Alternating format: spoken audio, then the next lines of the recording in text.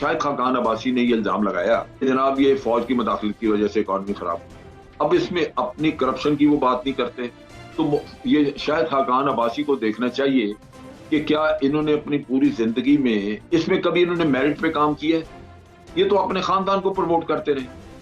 अब मरियम को लेके आके मैदान में सारे इन सब जो पुराने बुजुर्ग सियासतदान ने इनके ऊपर बिठा दिया, तो मरियम कौन सी ऐसी अफलातून है कि भाई आप ये समझें कि वो बहुत बड़ी लीडर और करेगी? उसके पल्ले है क्या? पैसा जब आपने खाया हुआ है तो आप टकरे मारते रहते हैं इसी चक्कर में कि मैंने पैसे को बचाना कैसे है, तो आपका फोकस कहीं और हो जाता है। एक तरफ एक भाई बाजवा साहब को और फैज हमीद को बुरा भला कह रहा है कि जनाब आपने हमारी हुकूमत गिरा दी, आपको जवाब देने का। दूसरा भाई डिक्की में बैठ के जाके उधर ही से मदद मांग रहा है। अस्सलाम वालेकुम नाज़रीन, मेरे साथ एक दफा फिर आज मौजूद हैं lieutenant general retired Shoaib Amjad साहब। आज हम जानेंगे कि इस वक्त जो सूरत हाल है इसको वो किस तरह देखते हैं। अस्सलाम वालेकुम सर। जी वालेकुम सलाम।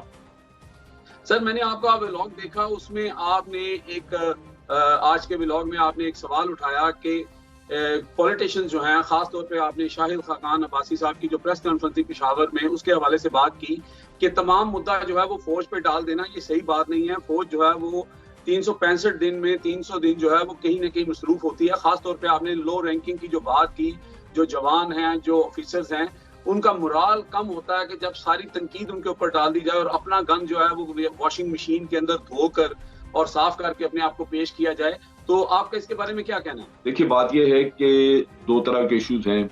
एक तो सियासी मदाखलत आप कह लें, जिस पार्टी के मदद के लिए मदाखलत होती है, क्योंकि मदाखलत के लिए सियासतदान खुद पीछे फिरते हैं और एस्टेब्लिशमेंट जब मदाखलत करती है तो जिसके हक में मदाखलत होती है वो तो खुश हो जाता है, चुप करके आराम से बैठ जाता है। दूसरी साइड जो है वो फौज को गालियां निकालनी शुरू कर देती है, बुरा भला कहना शुरू कर देती है। अब ये सिलसिला जो है इसको खत्म करने के लिए एक तरफ तो सियासतदानों को खुद इस चीज का अहद करना होगा कि वो किसी भी चीज में, किसी भी अपने मसले में फौज को दावत ना दे, उसको ना उलझाए। और अगर फौज खुद उलझने की कोशिश करे, उसमें शामिल होने की कोशिश करे या दखल देने की कोशिश करे तो उसको रोकें। सारे मिलकर ये कहें कि जी हमें ये कबूल नहीं है। ये खराबी इसीलिए है कि जिस साइड को फेवर हो रही होती है वो कबूल करके खुश होकर बैठ जाती है, दूसरी जो है वो वाह करती है। तो इस तरह जो वेलकम कर रहे हैं फौज को, वो नेचुरली उसकी वजह से फौज इन्वॉल्व। मैं ये हरगिज नहीं कहना चाहता कि अगर सियासतदान दावत दे तो तब भी फौज को उसमें शामिल होना चाहिए, नहीं, फौज का ये काम है नहीं। आर्मी को सियासत से अपने आप को दूर ही रखना चाहिए, लेकिन सियासतदानों को भी उसको दूर रखने की पूरी तरह अहलियत है और करना चाहिए। अब रही बात ये कि जब ये फौज की मदाखलत हो गई तो उसके बाद अपनी तमाम नाकामियों का मलबा फौज पे डाल देना, ये सियासतदान के लिए एक बचत का रास्ता होगा। वो चाहता है कि मैं किसी न किसी पे इल्जाम डाल दूं, अपनी कारगुजारी पे ना नजर रखूं, क्योंकि अवाम में उससे जाना है वोट लेने के लिए। फौज को गालियां पड़ती हैं तो पड़ती रहें, वो जाके अपने वोट के लिए ये कहेगा कि जी मैं तो मजबूर था, ये हुआ मेरे साथ के फौज दखल देती। अब इकोनॉमी का जहां तक ताल्लुक है, शाहिद खान अब्बासी ने ये इल्जाम लगाया कि जनाब ये फौज की मदाखलत की वजह से इकॉनमी खराब हुई। अब इसमें अपनी करप्शन की वो बात नहीं करते, अपनी मिस मैनेजमेंट की नहीं बात करते। अगर मैं PMLN की ही बात करूं तो ये शाहिद खान अब्बासी को देखना चाहिए कि क्या इन्होंने अपनी पूरी जिंदगी में जिसकी PMLN की जिंदगी जितनी भी है, इसमें कभी इन्होंने मेरिट पे काम किया है? ये तो अपने खानदान को प्रमोट करते रहे। अब मरियम को लेके आके मैदान में सारे इन सब जो पुराने बुजुर्ग सियासतदान ने इनके ऊपर बिठा दिया, तो मरियम कौन सी ऐसी अफलातून है कि भाई आप ये समझें कि वो बहुत बड़ी लीडर और करेगी? उसके पल्ले है क्या? तो इन चीजों को अगर हम देखें तो पहले इनको अपने घर की सफाई करनी चाहिए, सियासतदानों को खुद अपने आप को दुरुस्त करना चाहिए। मेरिट के बगैर काम नहीं चलता। फिर इनकी करप्शन है। पैसा जब आपने खाया हुआ है तो आप टकरे मारते रहते हैं इसी चक्कर में कि मैंने पैसे को बचाना कैसे है, तो आपका फोकस कहीं और हो जाता है। अब जितना भी पैसा ये लेके लंदन शंदन इधर उधर चले गए, ये सारे सियासतदानों के वहां पे अपार्टमेंट्स भी हैं, सब कुछ है, जायदादें इन्होंने बाहर रखी हुई। अब अक्सर औकात जाते आते रहते हैं, ये या इनके बच्चे वहां ठहरते हैं। क्या काम है? दुनिया में अच्छे ममालिक जो है, जहाँ के ऑनेस्ट लोग हैं, उनमें से किसी की जायदादें बताएं कि बाहर हैं? आप सोच लीजिए, खुद पता कर लें। अच्छा सर, हमारे यहाँ बीमारी, मैं साथ साथ करता चलूं। आपने जो बात की है, बिल्कुल अगर मैं उसको सही समझाऊं तो आपका कहने का मतलब यह है कि इंक्लूडेड इमरान खान, आसिफ जरदारी, मौलाना फजलुर रहमान, नवाज शरीफ, शहबाज शरीफ, ये तमाम लोग अगर आज इकट्ठे होते हैं और ये कहते हैं कि जी हमने फौज को जो है वो सरहदों की हिफाजत तक रखना है ان کا جو ڈومین ہے وہ اس میں جا کے کام کریں, ہمیں پولیٹیشین کو کام کرنے دیا جائے. تو فوج میرا خیال ہے کہ اتنی پاورفل نہیں ہے کہ وہ زبردستی آ کے بیچ میں ٹانگ اڑائے گی. ایک تو آپ کا یہ جواب ہو گیا.